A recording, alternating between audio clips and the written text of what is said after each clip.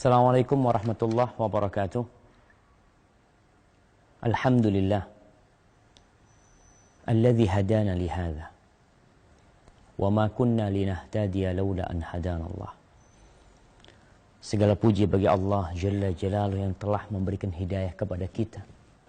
Dengan hidayah yang indah ini kita bisa mengetahui yang hak dan yang batil. Kalau bukan karena Allah, nggak mungkin kita merasakan hidayah ini.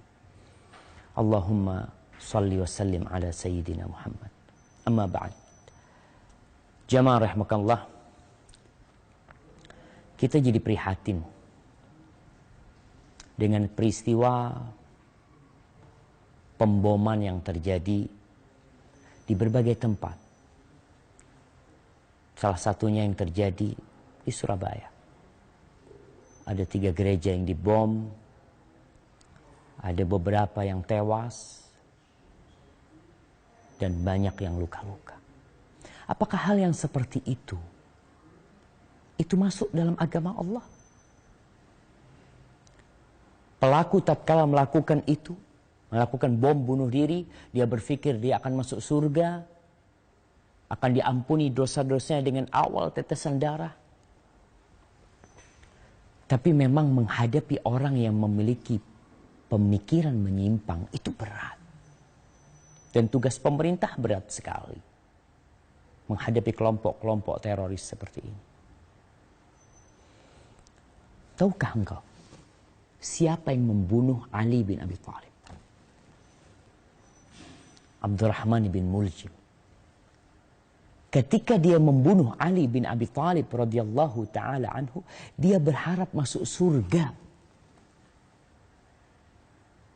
Masalahnya pemikiran yang harus diluruskan. Maka kalau akhirnya ustadz yang menyampaikan tentang bagaimana Islam itu damai, meluruskan pemikiran-pemikiran menyimpang, akhirnya dicekal di sana, dicekal di sini. Kapan umat akan faham? Maka ketahuilah bahwa seorang muslim yang benar akidah dan keyakinannya akan jauh dari yang namanya tindakan-tindakan seperti bom sana bom sini. Rasulullah Sallallahu Alaihi Wasallam beliau mengecam pembunuhan wanita, anak-anak, pendeta ketika perang. Itu dalam Islam, perang yang dilakukan oleh umat Islam itu berperi kemanusiaan. Tidak seperti yang dilakukan orang-orang non-muslim. Bom sana, bom sini. Tewas satu kampung. Subhanallah. Nggak seperti itu Islam. Islam rahmatan lil alamin. Ada seorang yang masuk neraka gara-gara kucing. Bagaimana dengan membunuh? Ustaz, yang dibunuh kan non-muslim, Ustaz. Yang dihancurkan kan gereja. Bacalah Islam dengan benar. Umar bin Khattab radhiyallahu taala anhu ketika menguasai Palestina, apakah gereja-gereja dihancurkan? Ingat jamaah, kalau kita tidak belajar yang sempurna tentang agama Allah ini, maka munculnya yang seperti itu. Rasulullah Sallallahu Alaihi Wasallam mengatakan, nih Al-Imam Al-Zahabi di dalam kitabnya Al-Kabair, kumpulan dosa-dosa besar. Dosa besar yang kedua yang disebutkan di sini adalah membunuh. Allah mengatakan, وَمَنْ يَقْتُلْ مُؤْمِنًا مُتَعَمِّدًا فَجَزَاؤُهُ جَهَنَّمْ خَالِدًا فِيهَا وَغَضِبَ اللَّهُ عَلَيْهِ وَلَعَنَهُ وَأَعَدَّ لَهُ جَهَنَّمْ وَأَعَدَّ لَهُ عَذَابًا عَظِيمًا.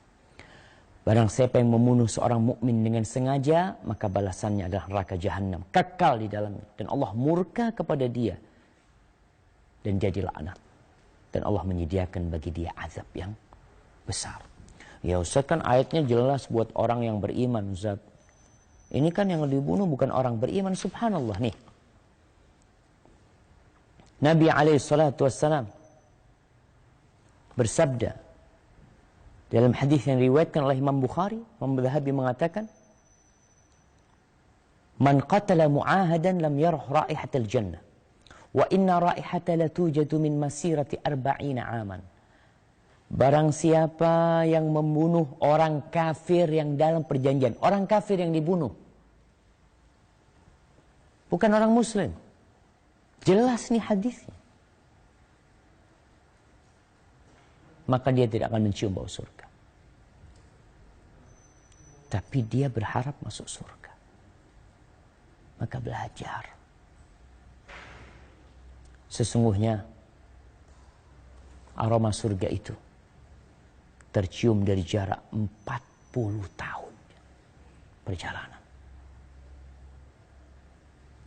Maka kami menghimbau umat Islam untuk kembali kepada Al-Quranul Karim, kembali kepada sunnah Nabi SAW dengan pemahaman siapa?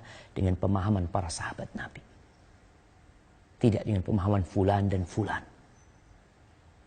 Agar kita tidak mencoreng nama Islam kembali. Akhirnya kesian wanita-wanita yang bercadar, ditangkepin nanti, dicurigain. Orang-orang yang jenggoten, yang suka ke masjid dicurigain. Gara-gara kelakuan yang seperti ini. Naam, apabila terjadi kezaliman di sebuah tempat, kita diperintahkan untuk merubahnya sesuai dengan kemampuan kita. Dengan cara yang lemah lembut. Semoga Islam yang cinta damai ini bisa memberikan kedamaian. Dan kita berdoa semoga Allah memberikan petunjuk kepada pemerintah kita. Menunjukkan kepada jalan yang benar. Dan mengikuti apa yang Allah perintahkan. Barakallahu fikum. Assalamualaikum warahmatullahi wabarakatuh.